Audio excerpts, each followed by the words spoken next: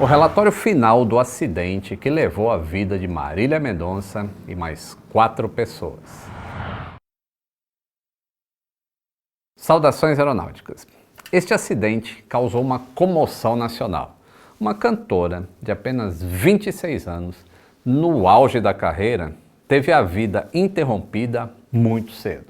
Assim como o relatório do CENIPA deixa bem claro, este vídeo também não busca encontrar culpados, mas sim demonstrar de forma simplificada para os menos experts em aviação essa história simplificada do acidente. É necessário lembrar também que, ao contrário de vídeos antigos que eu faço sobre acidentes, familiares deste específico ainda sentem a dor da perda. Então eu peço que o respeito seja constante nos comentários desse vídeo, tá bom? A Marília Mendonça, ela foi rainha do sertanejo moderno. Era compositora e instrumentista. Nasceu em Cristianópolis, lá em Goiás, mas foi criada em Goiânia, onde teve o seu primeiro contato com a música ainda criança, na igreja lá em que frequentava. O primeiro álbum foi lançado em março de 2016, que se tornaria até um sucesso nacional com a música Sentimento Louco e Infiel, e chegou a ser a segunda canção mais tocada nas rádios do Brasil nesse mesmo ano, o que levou Marília ao reconhecimento nacional, sendo considerado o principal nome dentro do feminejo, que é o sertanejo feito por mulheres. Ela continua até hoje no topo das listas de artistas brasileiras mais ouvidas de todos os tempos. Vamos à história do voo. Esses artistas assim de ponta, eles precisam se deslocar rapidamente para cumprir uma agenda recheada de shows. O transporte seria realizado do aeroporto Santa Genoveva, em Goiânia, para o aeródromo de Caratinga, em Ubaporanga. A bordo, 3 passageiros e 2 tripulantes. O comandante desse voo possuía vasta experiência, com mais de 16 mil horas de voo e 33 anos de carreira, tendo licença válida de piloto comercial e piloto de linha aérea. E ele foi copiloto de Airbus A319 e A320. O copiloto deste voo, ou segundo em comando, era piloto com 13 anos de experiência e acumulava 2.768 horas de voo. Nas fichas de avaliação de ambos, o desempenho na função era satisfatório e todo o regulamento para o cumprimento do voo também estava correto. No dia deste acidente, os dois seguiram de carro de Brasília, onde eles moravam, para Goiânia. Eles foram juntos porque eram amigos. Eles já sabiam que levariam uma pessoa famosa neste dia. Na empresa PEC Táxi Aéreo, os regulamentos operacionais eram seguidos e as não conformidades encontradas em inspeções feitas pela ANAC eram sempre corrigidas. O ambiente de trabalho entre todos os funcionários era bom. A aeronave que faria o voo era um King Air C-90A, um dos turbohélices mais vendidos do mundo. Aqui, ó, tem a história completa do King Air, no episódio 1059. E assistindo esse episódio, vocês saberão que ele é extremamente seguro. O Papa Tango Oscar November Juliette, a matrícula deste avião, estava com a manutenção em dia, todas as revisões e inspeções estavam completas. O voo havia sido planejado para decolar ao meio-dia do dia 5 de novembro de 2021. Como os dois pilotos chegaram cedo a Goiânia, logo eles foram realizar os preparativos para conduzir esse voo. Foram consultar as informações meteorológicas disponíveis, informações aeronáuticas oficiais e, além disso, o diretor de operações da empresa repassou informações que tinham sido coletadas junto a um funcionário do aeródromo lá de Caratinga, que tinham sido obtidas inclusive no dia anterior, já que nenhum desses dois pilotos conhecia esse aeródromo ou já haviam operado por lá. A aeronave foi abastecida com 1.054 litros de jet A1, ficando com os tanques completamente cheios. Segundo o manifesto de carga encontrado a bordo e analisado pela comissão de investigação, a aeronave estava dentro dos limites de peso e balanceamento previstos no manual e na especificação do fabricante do avião. Ao verificarem a meteorologia, o voo poderia ser executado sem problemas. No entanto, a decolagem ocorreu somente a 1h05 da tarde, horário de Brasília. Ninguém sabe por que desse atraso, mas provavelmente por causa dos passageiros. O CENIPA investigou todos os radares meteorológicos e fotos de satélite daquela área por onde o avião passou, para saber se as condições climáticas estavam realmente dentro do regulamento. E as condições em Caratinga eram favoráveis ao voo visual. Portanto, a operação estava dentro das normas. E isso é importante ressaltar, já que, como a gente viu no acidente com o ministro Teori Zavascki, que você pode assistir aqui no episódio 692, e com o deputado Eduardo Campos, que você também pode ver aqui no episódio 838, as condições daquelas aproximações não eram propícias para o voo visual.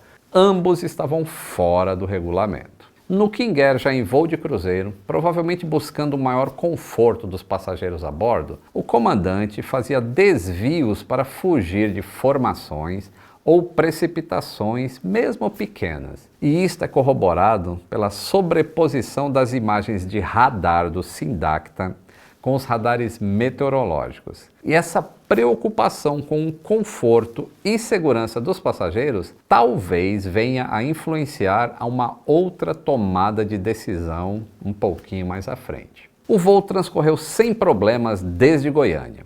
E a comunicação dos tripulantes com o Centro Brasília foi sempre padrão, até o ponto em que eles iniciaram a descida e fizeram a transição de plano de voo por instrumentos para plano de voo visual, já que Caratinga só operava em condições visuais. Às 14h57, horário de Brasília, o centro liberou o Oscar November Juliet para o voo visual e não havia nenhum outro tráfego conhecido na área.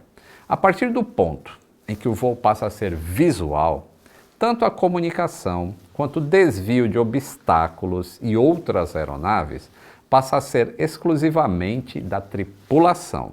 Como eu já disse, nenhum dos pilotos era familiarizado com a operação lá em Caratinga, sendo a primeira vez que ambos operariam naquele aeródromo. Mas a aeronave Oscar November Juliet era equipada com um sistema de Enhanced Ground Proximity Warning System, é o EGPWS. É um sistema avançado de aviso de proximidade com o solo. Uma das principais funções desse sistema é dar alertas situacionais da presença de obstáculos e de proximidade com o terreno para a tripulação. E entre os diversos alertas do EGPWS, havia o alerta de descida prematura, que era acionado quando o sistema detectava que a aeronave se encontrava significativamente abaixo de uma determinada trajetória normal de aproximação para um pouso. Porém, o próprio manual do fabricante informava que o sistema poderia ser silenciado através de um botão quando uma aproximação visual fosse feita. Senão, os alertas passariam a ser constantes e incomodariam os pilotos. E isto é operacional, tá? Isso é normal. E como o piloto está sempre olhando para fora durante uma operação visual, isso não chega a ser um problema ou falha de segurança de equipamento.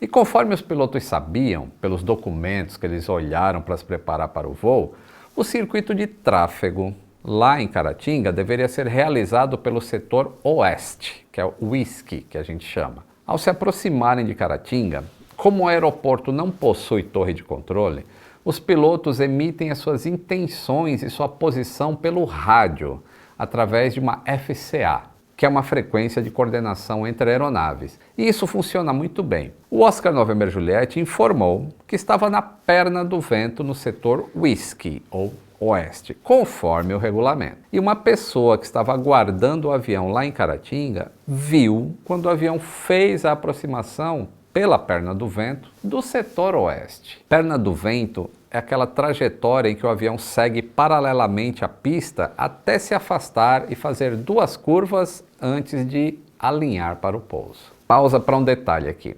O Oscar November Juliet não possuía gravador de vozes nem gravador de dados de voo, também conhecidos como caixas pretas. Porque o regulamento da época exigia a instalação em aeronaves com 6 passageiros ou acima disso.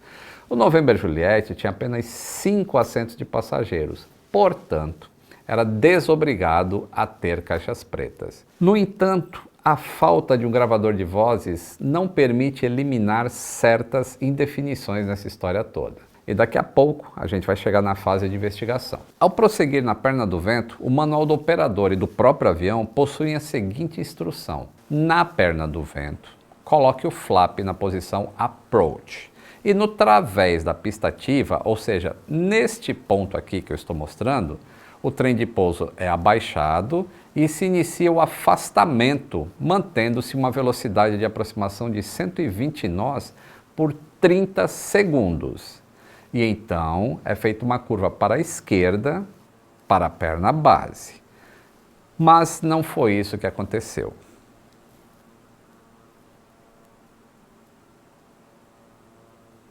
O King Air voou ainda por quase 1 minuto antes de virar à esquerda. Isso fez com que a perna do vento fosse alongada, o que deixou o avião 2,5 milhas afastado da pista, ao invés de 1 milha, que é o que é preconizado no manual de operações. Este afastamento colocou o King Air, apesar de estar na altitude correta, fora da zona de proteção do aeródromo. E por que houve esse alongamento da perna do vento? E não é proibido fazer esse alongamento, tá? Mas a gente jamais vai saber, pela falta do gravador de vozes.